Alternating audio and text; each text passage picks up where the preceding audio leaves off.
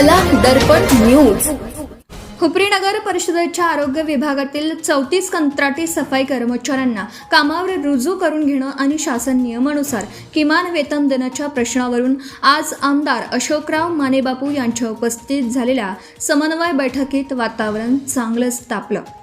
कर्मचारी, ठेकेदार, प्रशासन आणि सर्वपक्षीय कृती समितीच्या भूमिकांमुळे बैठकीत प्रश्नांची अक्षरशः सरबत्ती झाली।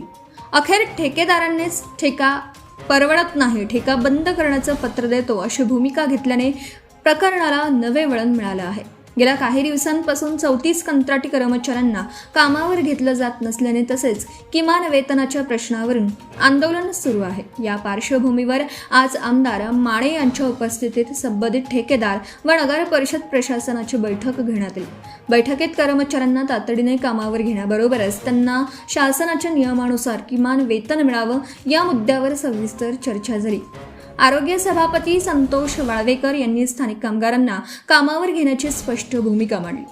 त्यांच्या या भूमिकेमुळे सत्ताधारी गटातील अंतर्गत मतभेदांची चर्चा पुन्हा रंगली आहे। विशेष म्हणजे बैठकीला सत्ताधारी पक्षाचे 3 नगरसेवक उपस्थित असतानाही प्रशासनाच्या बाजूने अथवा सत्ताधारी भूमिकेच्या समर्थनार्थ कोणत्याही नगरसेवकाने ठाम भूमिका मांडली नाही। त्यामुळे सत्तेत असूनही प्रशासनाच्या अडचणीच्या वेळी भूमिका घेणार कोण असा सवाल उपस्थित झाला आहे। एकीकडे प्रोटोकॉलच्या वेळी सत्ताधारी मंडळी एकत्र दिसतात, मात्र प्रशासनावर प्रश्नांचा भडीमार होत असताना त्यांची भूमिका नेमकी काय हा प्रश्न या बैठकीमुळे ऐरणीवर आला आहे। सर्वपक्षीय कृती समितीने मुख्याधिकारी अजय नरळे यांच्यावर प्रश्नांची सरबत्ती केली, मात्र प्रशासनाची बाजू मांडण्यासाठी सत्ताधारी नगरसेवक पुढे न आल्याने प्रशासन काहीसे एकाकी पडल्याचं चित्र बैठकीत दिसून आलं। दरम्यान 34 कर्मचाऱ्यांच्या प्रश्नांवर तोडगा काढण्यासाठी आमदार माने यांनी संबंधित ठेकेदाराशी संपर्क साधून चर्चा केली। मात्र हा ठेका मला परवडत नाही, मी ठेका बंद करण्याबाबतचं पत्र नगरपालिकेत देतो असं ठेकेदाराने आमदारांना सांगितल्याची माहिती बैठकीत देण्यात आली। ठेकेदाराचं पत्र नगर परिषदेला प्राप्त झाल्यानंतर नियमानुसार ठेका रद्द करण्याची पुढील कारवाई केली जाईल असं मुख्याधिकारी अजय नरळे यांनी स्पष्ट केलं। त्यामुळे आता ठेकेदार प्रत्यक्षात ठेका सोडणार का, नगर परिषद प्रशासन नवीन व्यवस्था कशी उभी करणार आणि 34 कर्मचाऱ्यांच्या रोजगाराचे काय होणार हे प्रश्न महत्त्वाचे ठरणार आहेत। दरम्यान निर्णय होईपर्यंत आंदोलन सुरूच ठेवण्याचा निर्धार कर्मचाऱ्यांनी व्यक्त केला। विविध मार्गांनी आंदोलन करण्याचा इशाराही देण्यात आला।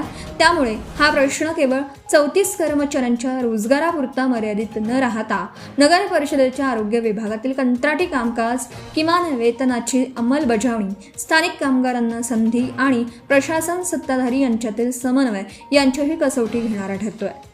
बैठकीस दौलतराव पाटील, अजितराव सुतार, रफिक मुल्ला, नागेश कोंदाडे, सुभाष कागळे, अशोक खाडे, पांडू माणकापुरे, दिनकरराव ससे यांच्यासह संबंधित अधिकारी व कर्मचारी उपस्थित होते। आता खरी परीक्षा प्रशासनाची। ठेकेदाराने ठेका सोडण्याची भूमिका घेतल्यानंतर 34 कर्मचाऱ्यांना पुन्हा कामावर घेण्याची प्रक्रिया कोणत्या पद्धतीने राबवली जाणार, नवीन ठेकेदार नियुक्त होणार की नगर परिषद पर्यायी व्यवस्था करणार, तसेच किमान वेतनाचा प्रश्न कसा निकाली काढणार याकडे हुपरीकरांचे लक्ष लागले आहे। Subscribe now and press the bell icon. Never miss an update.